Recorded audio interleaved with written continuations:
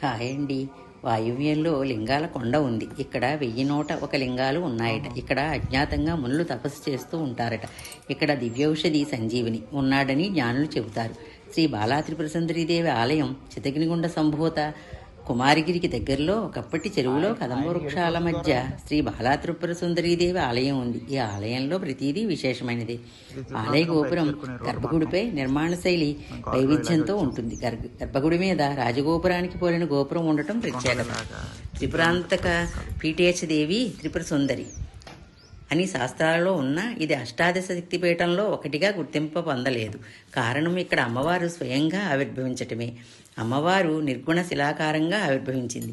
ఇప్పుడున్న గర్భగృహం త్రిపుర సుందరీదేవి ఆర్భించిన చితగ్నిగుండం. దీన్ని స్థానికులు నడబావి అంటారు. అమ్మవారు ఉత్తరాభిముఖంగా దర్శనమిస్తుంది. చితగ్నిగుండంలోకి దిగాలంటే 9 మెట్లు దిగి వెళ్ళాలి. ఒక్కో మెట్టు ఒక్కో ఆవరణ. అదే నవావరణలో బాలా త్రిపుర సుందరి ఉంటుందన్న మాట.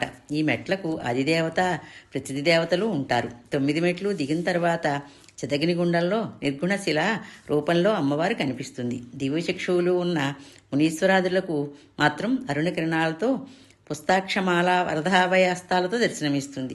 సామాన్య జన కోసం శిల ముందు ఒక విగ్రహాన్ని ప్రతిష్ఠించారు.